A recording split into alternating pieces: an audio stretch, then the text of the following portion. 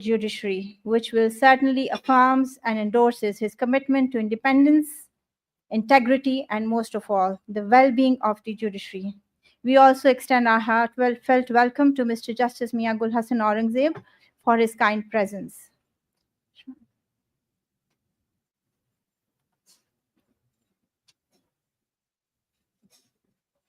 National anthem. May I kindly ask everybody to please rise for the national anthem?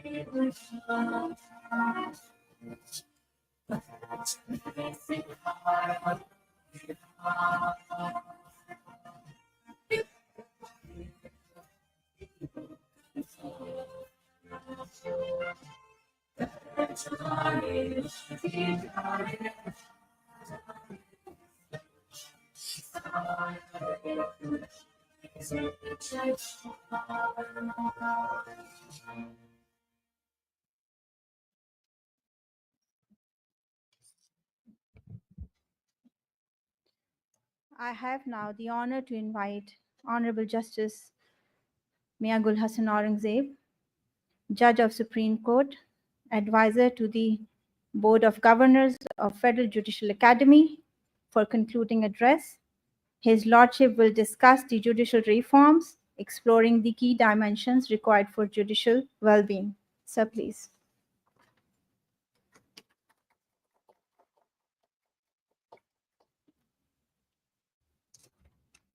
Thank you very much for being invited to this August forum, where luminaries who are a pivotal part of the justice delivery system are present here. The well-being of the state of mind and physical attributes of a judge are of utmost importance in this justice delivery system. Peace of mind, freedom of mind, independence in particular are of pivotal significance. The judgment that you deliver, the understanding of the case, the appreciation of the facts results in a judgment that must be top-notch and to the best of your ability.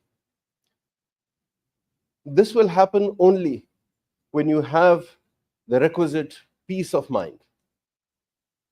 Our task of adjudication is so very cumbersome that the Almighty has bestowed the attribute of a delegate onto us. And therefore, it has to be exercised with utmost caution, with the relevant peace of mind being there. A judge who is bogged down with pressures, whether by virtue of the judicial work, the executive responsibility that may be entrusted upon him, or other factors, will not be in a position to dispense justice which is expected of him. In such an eventuality, it is rather obligatory upon him to bring this disability to the fore so that the responsibility is entrusted to a proper adjudicating officer. Now, in the present day, with the backlog of cases that we have, which is insurmountable, it is not humanly possible to adjudicate upon and clear the backlog within the time frames that we have set for ourselves. Yet, we endeavor. And What I have gathered, not just as a judge, but as a legal practitioner for 18 years, that in this country, in Pakistan, most of the working hours and most of the work is done in the courts. And this service, whether it is the district judiciary or the superior judiciary, needs to be acknowledged. And therefore, the workforce in this justice delivery system has to be given its due respect and care. This we demand from the executive and the state. But going no further, I ought to constrain myself because I've been given the responsibility to read out a declaration which is the consequence of this symposium. With your permission, sir. Islamabad Declaration on Judicial Well-being. We, the delegates of the National Symposium on Judicial Well-being, having engaged in thoughtful deliberations on emotional, psychological, and institutional challenges confronting the judiciary, particularly at the district level, recognize that judicial well-being is not a peripheral concern, but a structural imperative for ensuring responsive, fair, and sustainable justice. Acknowledging that judicial stress, social isolation, and unsustainable workloads determine both personal dignity and institutional performance and merit urgent attention of policymakers, judicial leadership, and justice sector institutions, affirm that human dimension of judging must be reflected in all judicial reforms, particularly those concerning case management, court structure, staffing, performance evaluation, and digital integration.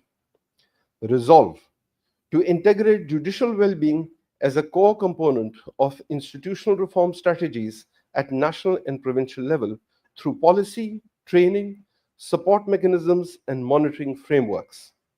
Commit to fostering a judicial culture that values empathy, emotional resilience, collegiality, and institutional care, so that those who serve justice may do so in health, dignity, and confidence. Call upon all key players, stakeholders, and development partners to collaborate in designing and implementing a national judicial well-being framework for securing sustainable and responsive justice system.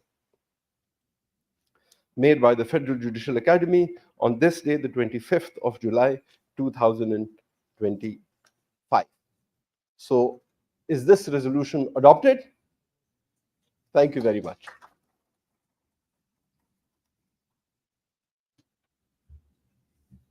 Thank you very much, Your Honor, for your valuable reminder that no judicial reform can succeed without valuing the dignity and well-being of those who uphold it. It is now singular honor to now invite the Honorable Chief Justice of Pakistan, Mr. Justice Yahya Afridi, for his distinguished address. His Lordship will unveil his vision and fundamental requisites for promoting judicial well-being in Pakistan. Ladies and gentlemen, please welcome Chief Justice of Pakistan.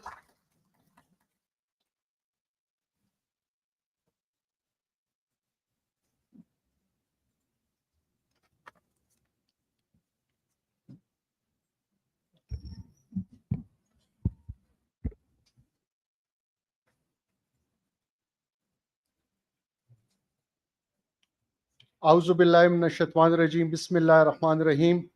Honorable judges of the Superior Judiciary, respected judges of the District Judiciary, esteemed excellencies, distinguished guests, ladies and gentlemen, Assalamu alaikum. A very good afternoon to you all. To address this distinguished gathering on the International Day of Judicial Well-being is indeed a profound honor, and one that carries deep personal significance. Ladies and gentlemen, the robe of a judge may symbolize authority and fairness, but it also silently carries immense burden that comes with it. Amid overloaded dockets, emotional strain, and public scrutiny, judges are still expected to remain composed, impartial, and principled. But such expectations come at a cost. They overlook the fact that those on the bench are human too. And like all human, they require care and support to perform their duties with consistency and clarity. It is indeed a must that their needs have to be attended to. The quality of justice itself would suffer. It is imperative then to understand judicial well-being not as a private concern or as a privilege reserved for a few, but, ladies and gentlemen, it is a public necessity. While judicial well-being is important at all levels of the judiciary, today my focus will especially be on my colleagues in the district judiciary. To me, you, the members of the district judiciary, are the most precious jewels in the crown of the judicial system of our country.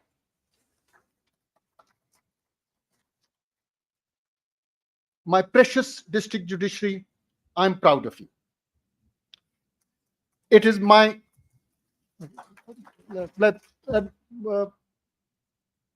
I'm the Chief Justice. I think it'll be appropriate that, you see, one should not. We are judges and we should be left as judges. These are my thoughts, and I think they should be conveyed. And I think it is not appropriate for applauses to any speech which is rendered by a judicial officer. This is my request to you all. My precious district judiciary, I'm proud of you. It is my firm resolve as the Chief Justice of Pakistan to support you through reforms that protect your well-being, affirm your dignity, and provide resources you need to perform your best. I know very well that a judge who's institutionally supported is better able to be fair, focused, and effectively responsive. Ladies and gentlemen, I'm pleased to share that we have already begun translating this resolve for improving judicial well-being into concrete, short, and medium-term policy actions through the National Judicial Policy Making Committee, a committee comprising of all the Chief Justices of the High Courts and the Chief Justice of Pakistan as its chairman. Let me share with you that this journey began with a focused consultative process involving all key stakeholders, followed by an intense effort to set a meaningful reform agenda. Equally important were my visits to the remote parts of our beautiful country: Gawadar in Balochistan, Ghotki in Sindh, Sadiqabad in Punjab, Dera Ismail Khan in Banu in Khyber Pakhtunkhwa. There I engaged with the members of the district judiciary and the bar, and I must acknowledge the valuable contribution made in this regard by my brother judge, Justice Shahid Waheed. His contribution in advising me in formulating the agenda cannot be ignored.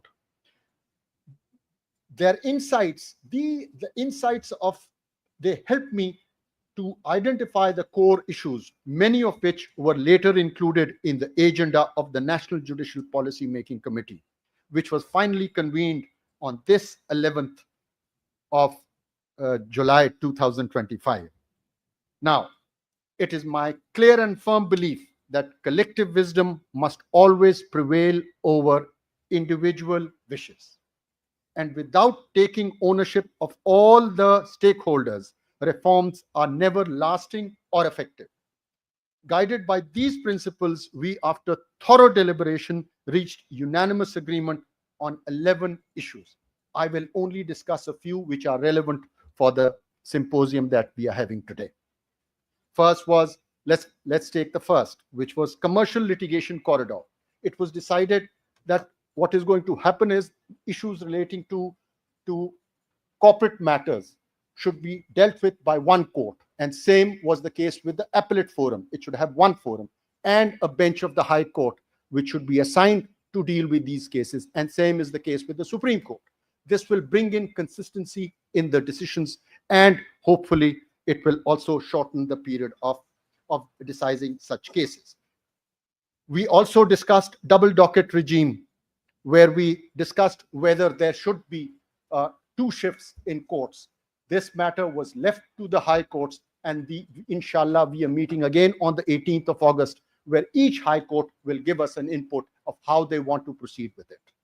Same is the case with establishment of model criminal trial courts, when in this case we said what we're going to do is all the oldest pending criminal trials before the sessions will be taken up by these model courts, and they will be decided on a day-to-day basis. The most one very important is the institutionalization of court-annexed mediation.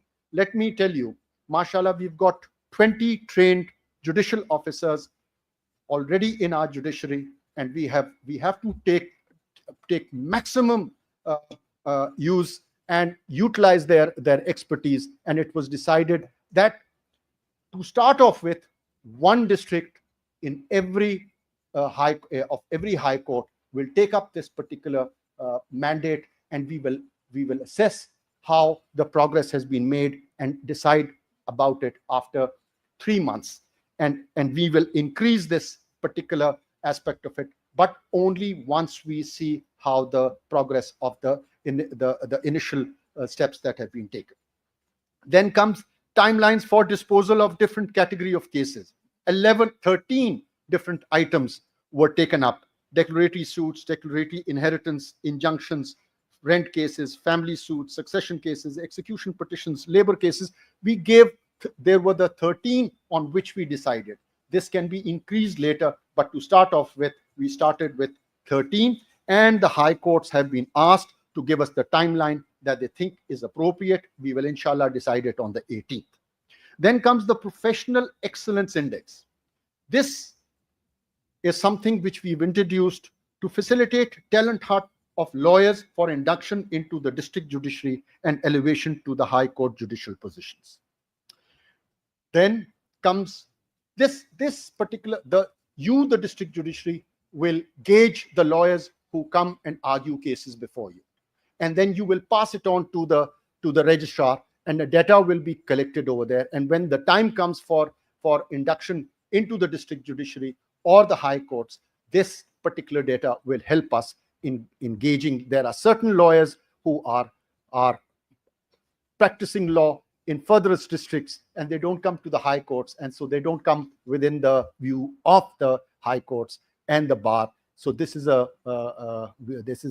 step which we have taken, which will bring in the young lawyers also. They will be given an opportunity, and those who are let's put it this way, who are apolitical and have no political affiliation, and they are genuinely professional lawyers.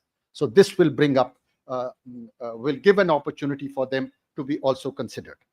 Then is ethical guidelines for use of AI in the judiciary. Undoubtedly, given the rise of AI and the benefits associated with its use, integrating it into the justice delivery system is our top priority. No doubt about that. However, the adoption of AI must not be blind or uncritical, as it raises complex ethical and legal concerns that demand careful consideration. To this end, the National Judicial Automation Committee, a committee comprising of justices of the high courts and headed by my illustrious brother, Justice Muhammad Ali Mazhar, have been requested to prepare and recommend an ethical framework for the use of AI in the judiciary. We hope that this initiative, along with the willingness of our judiciary to use AI, will enable us to integrate AI into our processes safely and allow us to make our justice delivery system more efficient, transparent, and above all, citizen-centric. Now, let's come to some important reforms relating specifically to the well-being of the district judiciary. I'll start with the institutional response to external influence on judges of the district judiciary. Mind you, as far as the superior judiciary is concerned, this issue is now with the Supreme Judicial Council, and they're deliberating on how to to proceed and to formulate it. But as far as the district judiciary is concerned, we at the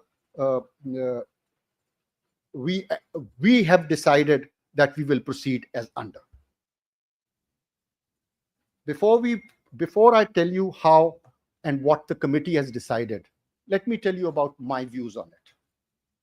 It is my dream to see an aggrieved citizen across our beautiful country to confidently walk into the court of a magistrate or a civil court in his own local town and not be burdened to go to the High Court or to the Supreme Court to seek redressal of his grievances. But to make this happen, we must ensure that the district judiciary is empowered, protected, and fully supported in discharging its duties. Now, in this regard, you will be pleased to know that the committee has resolved that each High Court shall formulate clear guidelines for members of the district judiciary to follow in case they face any extraneous influence, along with the defined response of the High Courts to counter such instances. I have invited the Chief Justices of the High Courts to consider including the role of the Chief Justice of Pakistan in response framework they choose to adopt so that the institutional support is strong and unified. The message must be clear to all that the Chief Justice of Pakistan shall stand with and support an independent, honest, steadfast judicial officer, inshallah. Let's come to some less emotional issues. This is regarding performance evaluation of district judiciary, standardization of recruitment mechanism of district judiciary policy forum, parity in terms and condition of service of district judiciary, access to international exposure opportunities. These were issues when I used to go to these remote areas and meet the judicial officers over there. These were highlighted by them when I met them. Now, it's very easy for us to sit in the Supreme Court and frame policies regarding them. No, we decided we're not going to go this way. We said, let the district judiciary ponder over it and let them deliberate and finally propose to us what they want, because it does not restrict to a particular province or a high court. So we have decided that it should be given to a committee which should be headed by a retired judge of the Supreme Court who has come up on the rungs of the district judiciary. And you'll be pleased to know that it was Mr. Justice retired Rahmat Hussain Jafri Saab who's agreed to take on this task as the chairman of this committee, with Mr. Justice Rozi Khan, Chief Justice of Balochistan, to assist him. Similarly, the registrars of the high courts and the Director General of Federal Judicial Academy, all of them are from the district judiciary. And I hope and pray they seek your guidance in this. And I must tell you that this is something which is very close to my heart. And I hope and inshallah, we will be able to give you what you deserve, what you need, and what you deserve. Now, to some good news also. You will be pleased to know that we are in contact with the Supreme Court of People's Republic of China and the Constitutional Court of Turkey to enter into MOU for judicial cooperation for a period of 5 years. In this regard, the Supreme Court of China, agreeing to the terms of the MOU, has informally committed to host 30 judicial officers of the district judiciary to visit China next year. As for our engagement with the Constitutional Court of Turkey, our brother Excellency is with us. You'll be glad to know that our first batch of 5 worthy members from the Law and Justice Commission, National Judicial Academy, and from the establishment of the Supreme Court are still on their first trip of 18 days. Hopefully, they will be back soon. And I thank you for that, Your Excellency. Respected members of the judiciary, as the Chief Justice of Pakistan has committed to caring for your well-being, he invites you to also commit to the highest ideals of public service. Always be diligent, disciplined, and respectful. Embrace accountability. Empathize with the citizen you serve, and always be polite and humble with them. These standards are not an additional burden, but always for you to honor your role, a role that matters not so much to the judiciary, but to the entire nation. Ladies and gentlemen, now let me appreciate the Federal Judicial Academy for organizing this national symposium under the thoughtful leadership of my brother Judge, Justice Miagul Hassan Aurangzeb. I commend you and your team for this excellent symposium. I also express my deep appreciation to all speakers, panelists, and development partners who have contributed to the dialogue today. The declaration we have adopted today shall serve as a moral compass and a practical catalyst for developing a national judicial well-being framework. To my fellow judges, this day is a tribute to your silent strength. But more than that, it is a promise that you are not alone. The entire institution is behind you. And I am fully committed to make your well-being priority of our reform agenda. But let me remind you, institutional changes take time. But I am proud that together we are making steady, thoughtful progress towards a system that serves both the judicial officers and the citizen with integrity and care. Today, by the grace of God, we gave voice to what was long left and felt but rarely said. That changes everything. From here on, may our support match the weight of what we carry. May Allah Almighty help us all in this noble endeavor. Ameen. Pakistan, Zindabad. Thank you.